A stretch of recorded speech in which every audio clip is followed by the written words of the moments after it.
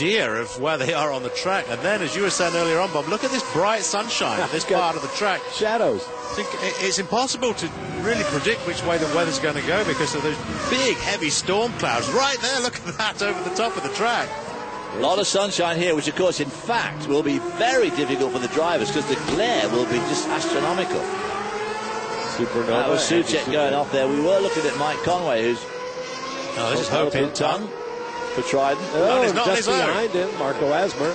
Boy, Michael Asmer's had a disappointing. I mean, he's Formula 3 champion, British champion. I just don't understand how he could do so badly.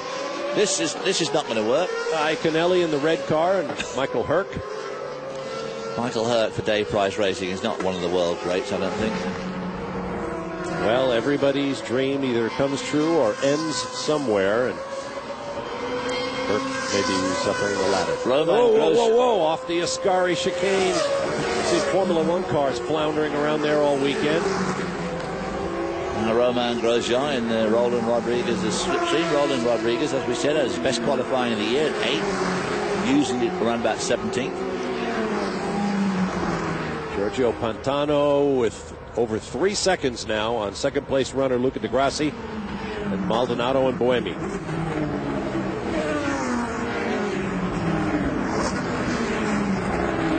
And in spite of missing the first 4 races, Lucas Di Grassi is still in the fight for the championship. Here we see Grosjean trying to go down the inside of Roland Rodriguez. That's not going to work. These guys have been out in the gloom. Astor Maldonado picks up fast lap for the moment. Mike Conway there in 10th spot now. Started back in 16th, so he was pulled up through the field well, but he seems to have got stuck behind David Valsecchi. David Valsecchi had that huge crash last week at Spa in the feature race, and then, of course, went on to take part in the sprint race. And scored a point. Well, the pit window is open, guys. We're now serving lap 7. Lap 6 is when the pit window opens. You have to make 1 compulsory pit stop in the feature race. Well, it'll only be for track position because there's certainly nothing to be gained by trying to change tyres at the moment. Maldonado's just done the fastest lap, a second, 1.2 seconds quicker than our leader, Giorgio Pantano. So Maldonado on the loose. You're right about that glare, David. It would be terrible. We talked at Spa. We talked endlessly about how the conditions can change from one end of the racetrack to the other, and we're seeing the same thing here at Monza. I can't recall that in recent years. Everybody tippy-toeing. Dry line just beginning to form. More sunlight. Probably going to want to wait on that pit stop as long as possible in case you want to make the switch to dry weather slicks. Well, I'll say. But I think that's quite a long way away, yeah?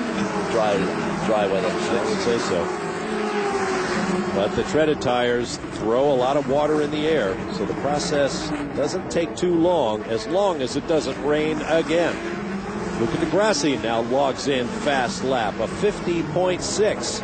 1.1 seconds quicker than the man he is chasing, Giorgio Pantano. We'll be back. Draconian measures were brought for people doing just exactly that. Giorgio Pantano leads by 2 seconds over Luca Di Grassi. Here's another look. Oh, well, Chandok had some steering problems getting in. And Valsecchi, of course, fell into that desperate trap of following the driver in front instead of following the road. Yeah. Valsecchi didn't even attempt to go around the chicane. Very easy to do. One of the things they teach you in racing school: don't let the other guy drive your car by following too closely, and don't ever look at the wall because that's where your hands will take you. There's Bruno Senna, currently in 7th. 8th, his teammate Shandok right behind them, David Valsecchi. Conway, there he is. Conway still hanging on to that group, but Valsecchi looking pretty racy now, trying to get around Shandok. Boy, it's as you were saying earlier, it's remarkable he's even vertical. Yeah, here you go. Now, what's he going to do? Getting a good toe. Oh, he's going to try that braking area down in the first chicane. You need a lot of good grip. So easy to go straight up. Nice job. Made it work. Very good. Mike Conway hits the pits from 13th for his mandatory stop.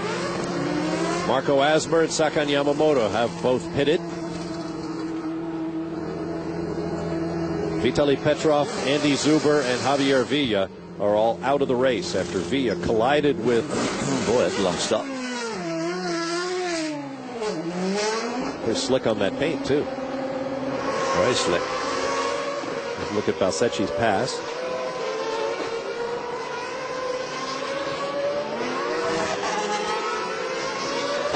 Well, we're already 9 laps into this race, despite having done the first 3 behind the safety car. That's another feature of Monza. The laps go by quickly. This place is fast, fast, fast. Well, Roman Grosjean still can't get around Roland Rodriguez. I mean, Rodriguez is driving the race of the year so far for him. Although he did say at the beginning of the year that he thought he should be in Formula One by now, but I'm not quite sure where that came from. But he hasn't shown much form up until this. Whoop, getting out of that Azip sign there on the exit of the Ascari curves. It's not the first time he's done that little move, is it? And Grosjean getting a tow, but not able to get by him. And then not far behind Grosjean is Bruno Senna. There's the gap between Pantano and Senna. About 19.5 seconds. Reestablishing the championship situation. As long as Giorgio Pantano is on the podium, no matter what Bruno Senna does, Pantano will be champion. But if Pantano does not make the top 3 and Senna can get himself to the podium, then it will go to the sprint finale here in Monza to decide the champion. Pantano looked pretty squirrely under brake there. I saw that. Oh! Actually, very squirrely under brake. Now, what are they going to do about that? Well, as long as he crawls when he gets back on, no competitive advantage gained, he should be all right. He actually lost ground, it looks like. Degrassi is right there now. On board with Degrassi. Now, don't forget, Lucas Degrassi is in this championship with a very... He could finish second to Pantano, and he missed the first 3 race weekends completely. He was a title contender coming into the weekend, but as soon as Pantano took pole, Degrassi was done. But as you mentioned, he can still finish second. Currently, he is 3rd behind Pantano and Senna. A lot of standing water on the outside of the chicane.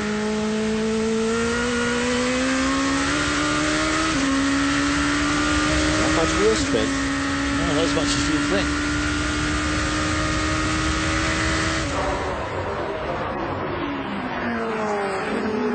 Here it looks relatively dry.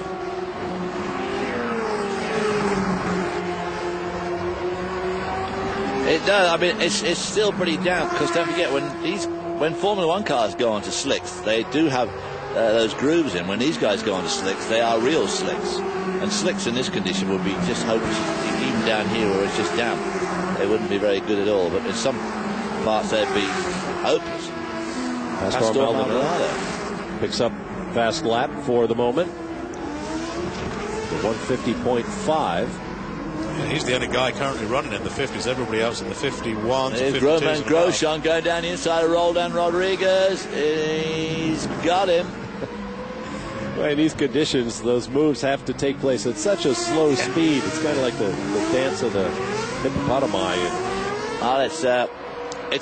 It's a funny corner. I mean, you've got to face the Formula One cars are going 215 as they approach that corner, and it's about a 45-mile-an-hour corner. I mean, it's terrific judgment is required on slowing down for a corner like that.